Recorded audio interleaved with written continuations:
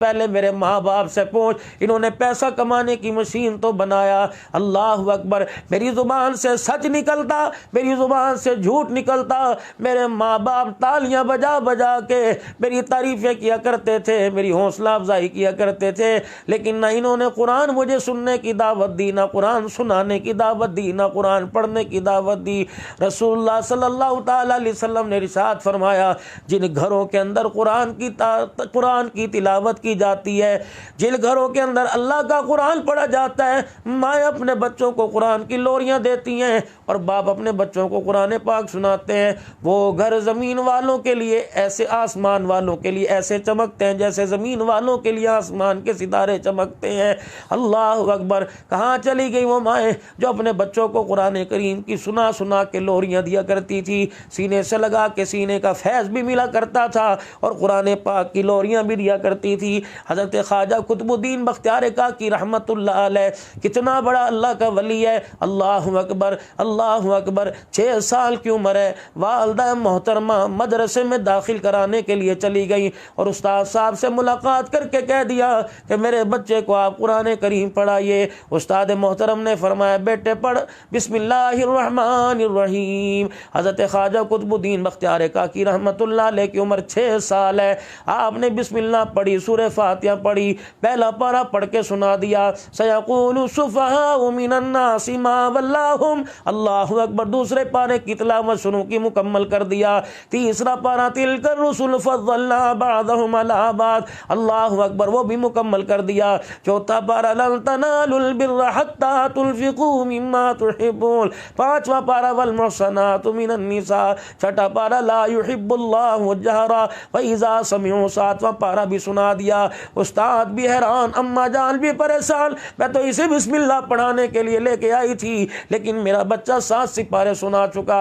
اماں کہنے لگی چلو اب رک جائے گا۔ 7واں پارہ مکمل کرنے کے بعد 8واں پارہ ولو اننا نزلنا، 9واں پارہ قال الملا وعلموا، 10واں پارہ یعتذرون، 11واں پارہ سنا دیا، وما من دابہ، 12واں پارہ شروع کر دیا۔ اماں کا کلیجہ منہ کو آیا، آنکھوں میں آنسو آنے لگ گئے۔ 13واں پارہ وما ابرئ نفسی ربما یود الذین، 14واں پارہ سبحان الذی اسری بعبدہ، 15واں پارہ قال لم اکن لک، 16واں اقترب للناس حسابهم وهم فی غفلۃ معرضون، 17 پارے پڑھ کے مکمل سنا دیے۔ ادھر ماں استاد کا منہ دیکھے، استاد بچے کا منہ دیکھے، کیا ہوا؟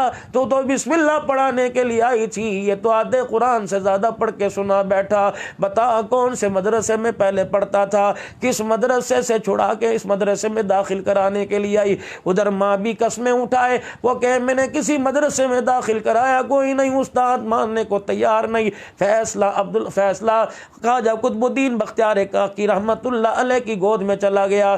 بیٹے تو بتا، چھوٹی عمر ہے، بچے معصوم ہیں، سچ سچ بتا دیا کرتے ہیں، بچے جھوٹ نہیں بولتے جب تک ماں باپ ان کا ماحول انہیں جھوٹ نہیں سکھاتا۔ حضرت خواجہ قطب الدین بختیار کاکی رحمت اللہ علیہ سے پوچھا، بیٹے بتا تو نے قرآن کریم کون سے مدرسے سے پڑھا؟ ہو کسی 4 دیواری کی طرف، کسی بلڈنگ کی طرف، کسی عمارت کی طرف، کسی مدرسے کی طرف انگلی کا اشارہ نہ کیا بلکہ اپنی ماں کی گود کی طرف اشارہ کیا کہ استاد محترم یہ مدرسہ ہے جس مدرسے میں میری ماں نے مجھے 17 سپارے پڑھائے۔ ماں کہنے لگی، بیٹے کیا کہتا ہے؟ نہ میں نے آج تک تیرے سے آگے رحل رکھی، نہ اس کے اوپر سپارہ، نہ قرآن رکھا، نہ میں نے پڑھایا نہ تو نے پڑھا۔ او میرے بچے بتا تو صحیح ہے قرآن پاک میں نے کیسے پڑھایا؟ کہو میری اماں جان 9 مہینے میں تیری کوک میرا، اماں تو قرآن پڑھا کرتی تھی، گھر کے سارے کام کیا کرتی تھی، کپڑوں سے لے کے برتن تک، برتن سے لے کے صفائی تک، صفائی سے لے کے اماں جان کچن کے سارے کاموں تک، جب تو قرآن کریم کی تلاوت کیا کرتی تھی اماں میں سنے کرتا تھا۔